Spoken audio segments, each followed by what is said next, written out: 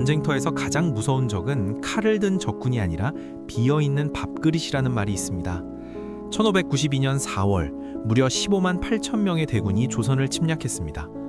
그들은 단 20날 만에 한양을 점령하는 기염을 토했습니다.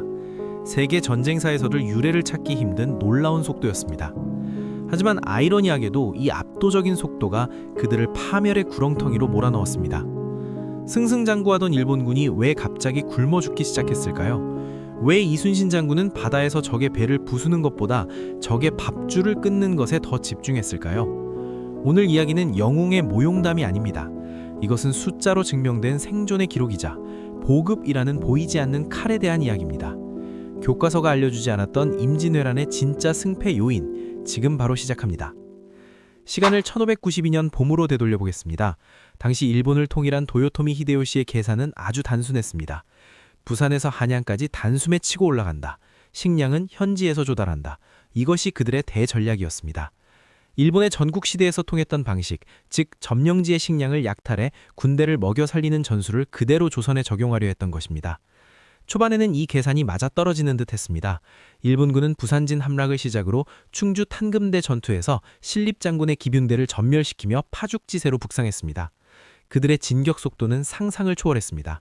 보병 위주의 군대가 하루에 20km 이상을 주파하며 부산 상륙 20일 만에 선조가 있는 한양을 접수했습니다. 하지만 모순되게도 이 눈부신 승리송에 패배의 씨앗이 자라고 있었습니다. 조선의 백성들은 일본의 생각처럼 순순히 곡식을 내놓지 않았습니다. 그들은 도망치면서 창고를 불태우고 들판의 곡식을 없애버렸습니다. 이른바 청야전술이었습니다. 일본군이 점령한 마을에는 쌀 한 톨, 닭 한 마리 남아있지 않았습니다. 게다가 4월은 춘궁기였습니다. 걷어들일 추수 곡식조차 없는 시기였던 것입니다. 일본군 선봉장 고니시 유키나가는 평양성까지 점령했지만 그의 군대는 굶주림이라는 더 큰 적을 마주하게 됩니다. 육로를 통한 보급은 한계가 명확했습니다. 부산에서 평양까지 소달구지로 쌀을 나른다면 쌀을 운반하는 소와 인부들이 가는 도중에 그 쌀의 절반 이상을 먹어치우게 됩니다. 효율이 극도로 떨어지는 방식입니다. 결국 일본군의 유일한 희망은 바다였습니다. 남해와 서해를 돌아 배로 대량의 물자를 평양까지 실어 나르는 것, 이것이 일본군의 생명줄이었습니다. 그리고 바로 그 길목에 한 남자가 버티고 있었습니다. 우리는 이순신 장군을 명량의 회오리 바다에서 적을 물리친 용맹한 장수로만 기억합니다.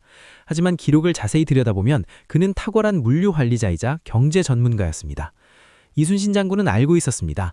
일본군이 육지에서 아무리 날고 기어도 밥을 먹지 못하면 싸울 수 없다는 사실을 말입니다.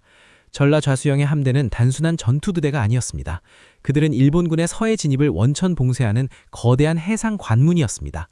한산도 대첩을 단순히 하객진 전술의 승리로만 봐선 안 됩니다. 이 전투의 진정한 의미는 일본군의 보급로를 완전히 끊어버렸다는 데 있습니다. 일본 수군이 격파되면서 평양성에 고립된 일본군에게 갈 식량과 무기가 모두 수장되었습니다. 역설적으로도 이순신 장군이 바다에서 쏘아 올린 대포가 육지에 있는 일본군을 굶어 죽이는 가장 강력한 무기가 된 것입니다. 더욱 놀라운 것은 이순신 장군의 자체 보급 능력입니다. 조정의 지원이 끊긴 절망적인 상황에서도 그는 좌절하지 않았습니다. 그는 병사들을 시켜 둔전을 일구어 농사를 짓게 하고 바닷물을 끓여 소금을 만들어 내다 팔아 군자금을 마련했습니다. 심지어 고기잡이를 허가해주고 세금을 걷어 무기를 샀습니다. 적들은 굶주림에 허덕이며 말가죽을 집어먹고 흙을 파먹을 때 조선 수군은 든든히 먹고 체력을 비축하고 있었습니다. 이순신 장군은 싸울 수 있는 환경을 먼저 만들고 나서 싸웠습니다. 반면 일본군은 싸우다 보면 환경이 만들어지겠지라는 안일한 생각으로 덤볐습니다. 이 근본적인 태도의 차이가 승패를 갈랐습니다. 일본군이 자랑하던 조총도 사무라이의 칼도 배고픔 앞에서는 무용지물이었습니다. 평양성에 갇힌 일본군은 싸우다 죽은 병사보다 굶어 죽고 얼어 죽은 병사가 더 많았다는 기록이 있을 정도입니다. 그들이 믿었던 승리의 공식이 오히려 그들을 옥죄는 족쇄라 되어버린 것입니다. 결국 1593년 1월 일본군은 평양성에서 퇴각을 결정합니다. 하지만 돌아가는 길은 올 때와는 전혀 달랐습니다. 그들이 점령했던 땅은 이제 그들의 무덤이 되었습니다. 곳곳에서 일어난 의병들이 보급로를 끊고 게릴라전을 펼치며 지친 일본군을 괴롭혔습니다. 퇴각하는 일본군의 모습은 처참했습니다. 화려했던 갑옷은 넉마가 됐고 무기를 버리고 지팡이를 짚으며 걷는 병사들이 부지기수였습니다.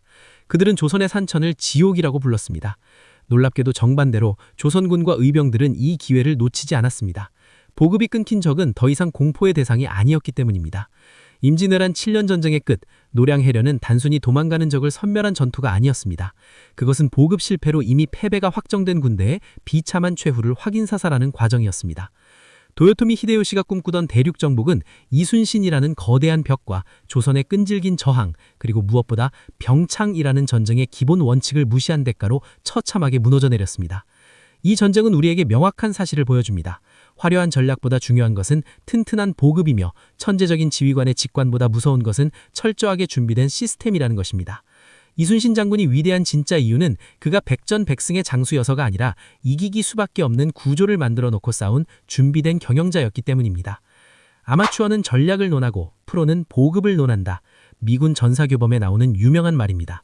400년 전 이순신 장군은 이미 이 진리를 꿰뚫고 있었습니다. 우리는 종종 눈앞의 성과나 화려한 기술에 매료되어 그것을 지탱하는 기초 체력과 시스템의 중요성을 잊곤 합니다. 그를 구한 것이 철저한 준비였듯 우리를 구한 위기에서 구하는 것 또한 기본에 충실한 태도일 것입니다. 임진왜란을 이끌은 보이지 않는 힘, 보급전. 여러분은 이 치열한 역사 속에서 어떤 교훈을 얻으셨나요? 여러분의 소중한 의견을 댓글로 남겨주세요.